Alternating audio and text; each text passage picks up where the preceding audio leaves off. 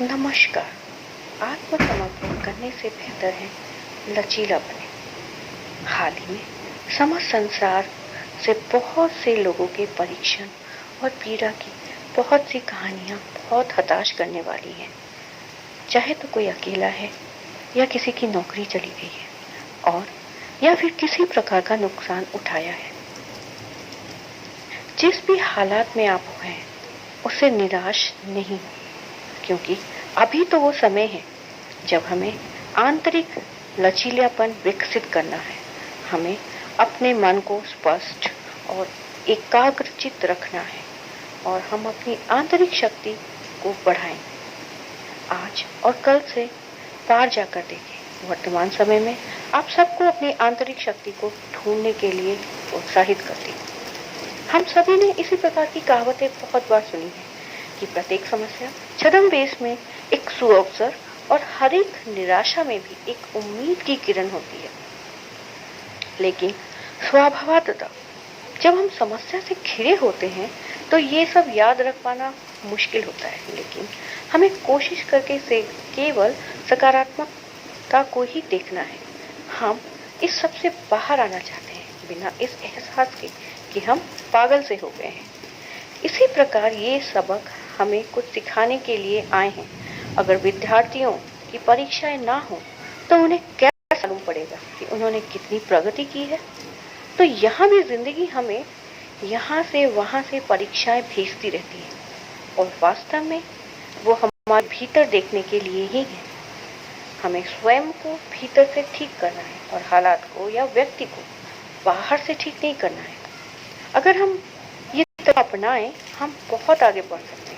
हम परीक्षाओं के लिए तैयार रहेंगे ताकि हम उन्हें संपूर्ण रूप से पास कर सकें। और हमें ये कैसे मालूम पड़ेगा कि हम परीक्षा में पास हो गए हैं? जब हम अपने असली स्वभाव में स्थित रहते हैं, अर्थात अपने गुणों में स्थित रहना, जब हम अपने गुणों और शक्तियों के मालिक होते हैं, ना कि अपने अवगुणों के दास, फिर हम स्वयं के साथ, दूसरों के साथ और हालात के साथ शांति में रह सकते हैं। जब हम खुश रहते हैं तो फिर प्रेम और करुणा हमारे हृदयों से प्रभावित हो सकती है। तब हमें मालूम होगा कि हम ठीक हैं और हमने दुख की छाया अपने जीवन में पड़ने नहीं दी है। जब हम अपने ड्रामा के पीड़ित बन जाते हैं तो हम हताश और निराश हो जाते हैं। फिर हमें हालातों का सामना करने की शक्ति नहीं रहती है। हम सदा ही एक रक्षक की प्रतीक्षा करते रहते हैं कि वो आए और हमें बचाएं। तब हम हालात के प्रति निराशाजनक हो जाते हैं और पूरी तरह से हार मान लेते हैं। हम भगवान को शिकायतें करते हैं, हम उनसे झगड़ा करते हैं, हमारा भगवान से विश्वास उठ जाता है और हम कहने लगते हैं कि अब हमसे नहीं होगा। हम भगवान को पुकारते हैं कि अब उसको अगर हमारी मदद करनी ही होगी और भगवान को उसका क्या जवाब देंगे। क्या बस इसी कारण से हम ईश्वर को पुकारते हैं, केवल जब हम मुश्किल में होते हैं? असल में हम कभी भी ऐसे संबंध में रहना नहीं चाहेंगे जो इतना प्रतिबंधात्मक और रोक जमाने वाला हो। तो भगवान के लिए अलग क्यों होगा? क्या परमात्मा का कोई स्वाभिमान नहीं है? मैंने अपनी माँ को बहुत बार ये कहते सुना है, हर कोई भगवान को दुख के समय याद करता है, खुशी में नहीं। और क्या ये सत्य बात नहीं है? जब हम हालातों को और हमारी नियंत्रित करने की आवश्यकताओं को भगवान को समर्पित कर देते हैं, तब असल में हम एक स्वतंत्रता का अनुभव करते हैं और बातें अपने आप सुधरने लगती हैं। तो पहले हमें अपनी आंतरिक शांति को पाने की आवश्यकता है। हमें स्वयं के श्रेष्ठ स्वरूप से बात करें, किसी भी हाल में भगवान से बात करें।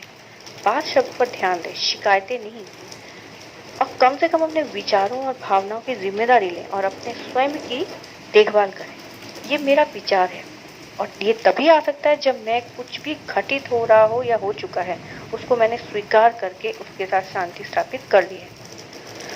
उसके बाद मुझे स्पष्टता और समझ में आ जाती है और मैं स्वयं को शक्ति से भर सकती हूँ। और जैसे ही मैं अधिक आंतरिक बल जमा कर लेती हूँ तो मुझे ये विश्वास के अनुसार सही है और मेरे मूल्यों के हिसाब से एकत्रीकरण में वो करने की प्रबल प्रेरणा देता है और इस भावना में मैं आसानी से सफलता पा लेती हूँ। ये देखना अच्छा रहेगा कि क्या होगा जब लॉकडाउन हट जाएगा।